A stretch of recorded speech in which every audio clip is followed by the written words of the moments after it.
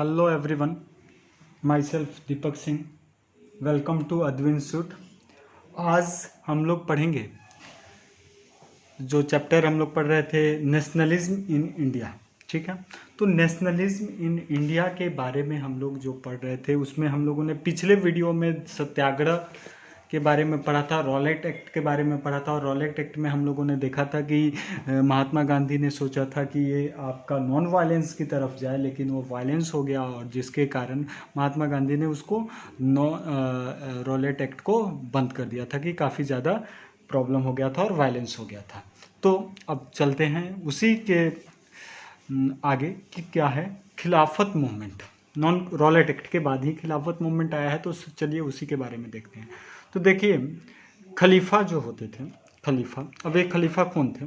ये spiritual head होते थे इस्लामिक वर्ल्ड के। अब देखिए, खलीफा जो होता था वो क्या होता है? स्पिरिचुअल हेड होता था इस्लामिक वर्ल्ड के। अब ये जनरली खलीफा कौन होता था? एम्पायर ऑफ ओटोमन, ओटोमन के एम्पायर होते थे।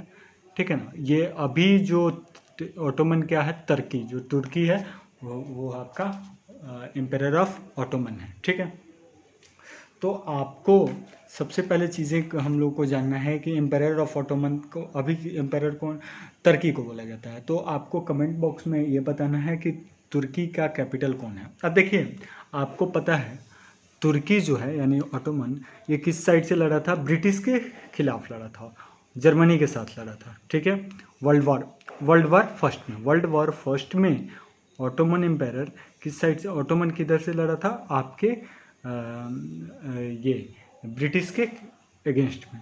तो क्या हुआ था आपको पता है? जर्मनी की हार हुई थी, यानी इनकी हार हो गई थी, डिफीट हो गए थे फर्स्ट वर्ल्ड वॉर में।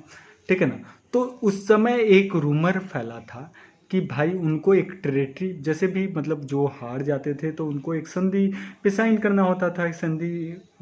तो उनको क्या था, रूमर फैला हुआ था कि इनके साथ एक टेरिटरी साइन करना पड़ेगा यहाँ के खलीफा यानी ओटोमन एम्पायर को, खलीफा को, कि जो कि एक काफ़ी ज़्यादा हार्श ट्रीटी होगा, जो कि काफ़ी उनके लिए अच्छा नहीं होगा। मतलब सिंपल एक रूमर था, that has peace territory was going to impose on him, उनके ऊपर ज़बरदस्ती से थोपा जाएगा एक आपको संधि। ठीक है ना। तो चलिए आगे बढ़ते हैं, जो कि डिसरिस्पेक्ट था मुस्लिम को। मैंने आपको जस्ट ही बताया कि खलीफा क्या थे? Spiritual head of Islamic world थे। सिर्फ ओटोमन के एम्पायर ही नहीं थे, इस्लामिक के मतलब स्पिरिचुअल थे। तो ये चीज़ें देखने, इससे डिसरिस्पेक्ट समझने लगे मुस्लिम कम्युनिटी, और इसके कारण मासेस वेयर एंग्री, बहुत सारे मुस्लिम क्या हो गए? एंग्री हो गए। और किससे एंग्री हो गए? देखिए, ब्रिटिश से, क्योंकि ब्रिटिश क्या था, वर्ल्ड वॉर फर्स्ट के इनके अगेंस्ट थे। और कौन इनके ऊपर ट्रेटी साइन कराएगा? तो ब्रिटिश साइन कराएगा। ठीक है ना। एक जो, तो इसीलिए मुस्लिम क्या हो गया? ब्रिटिश के अगेंस्ट हो गया, और ब्रिटिश के अगेंस्ट हो गया, ब्रिटेन के। तो उस, और आप हमारे इंडिया पे कौन राज करता था? ब्रिटिश राज करता था। तो उन लोगों ने प्रोटेस्टेड किया, जो इसका नाम पड़ा खिलाफत मूवमेंट। चीज़ें समझ में आया? तो खिलाफत मूवमेंट क्या है? Ottoman Empire. ठीक है, तो चलिए, खिलाफत मूवमेंट के टाइम में खिलाफत कमेटी भी हुई, जो कि बॉम्बे में मार्च 1919 में हुई। अब देखिए, अब इस चीज़ को एक अपॉर्चुनिटी की तरह खिलाफत यहाँ पे एक अपॉर्चुनिटी की तरफ यहाँ पे देखा गया। इंडियन के मुस्लिम लोग, जनरली खिलाफत मूवमेंट में इंडियन मुस्लिम लोग भाग लिए थे। तो देखिए, इससे पहले रॉलेट एक्ट था, तो उस समय देखा गया था कि यूनिटी ज़्यादा नहीं था। तो इस समय खिलाफत मूवमेंट को देख कर पॉसिबिलिटी हुई कि क्यों ना इसी मूवमेंट से, क्योंकि हिंदू भी अगेंस्ट है और मुस्लिम भी अगेंस्ट हो गए, तो हिंदू और मुस्लिम को एक साथ लाया जाए। ठीक है ना, और एक नेशन वाइड मूवमेंट बनाया जाए। तो उस समय थे खिलाफत मूवमेंट में मोहम्मद अली और शौकत अली, उन दोनों से मिले गांधी जी। और मोहम्मद अली, शौकत अली और गांधी जी ने एक कोलकाता में सेशन किया, और एक सितंबर 1920 में कोलकाता में सेशन किया। सितंबर 1920 में डिमांड किया कि नॉन कोऑपरेशन मूवमेंट को बनाया जाए, नॉन कोऑपरेशन मूवमेंट स्टार्ट किया जाए। तो समझ में आ रहा है, खिलाफत मूवमेंट से ही उनको, हिंदू और मुस्लिम को एक साथ इकट्ठा करने की कोशिश की गई। ठीक है ना, मोहम्मद अली, शौकत अली और गांधी जी। ठीक है ना। तो चलिए आगे की तरफ देखते हैं। अब ये नॉन कोऑपरेशन मूवमेंट है क्या? नॉन कोऑपरेशन यानी असहयोग आंदोलन। तो वाई नॉन कोऑपरेशन? तो गांधी जी का एक बुक है जिसका नाम है हिंद स्वराज। ठीक, हिंद स्वराज, जिसमें उन्होंने लिखा है, क्या लिखा कि British rule in India due to cooperation of Indians only.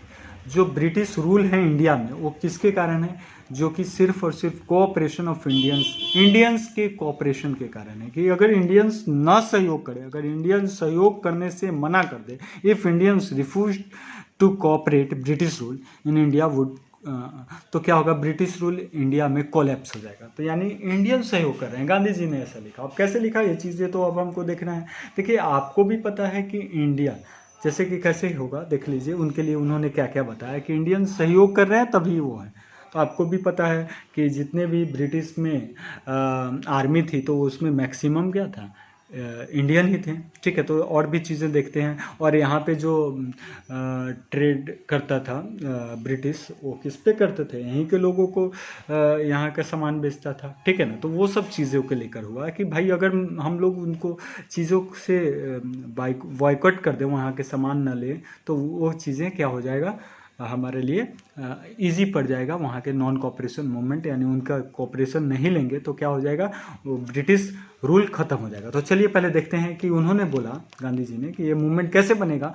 तो ये स्टेज में बनेगा। तो सबसे पहले क्या करेगा कि surrender of title that government awarded.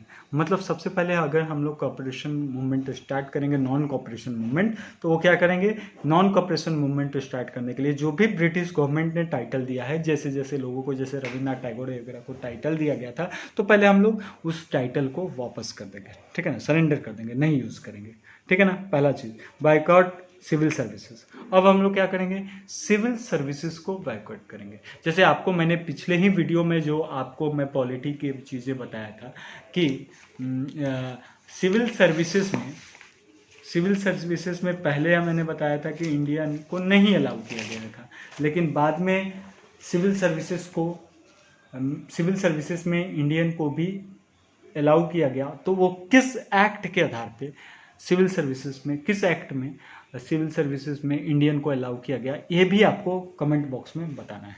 ये मैंने आपसे पूछा। ठीक है ना, तो चलिए आगे बढ़ते हैं। 2 क्वेश्चन हो गया आपका, चलिए आगे बढ़ा जाए।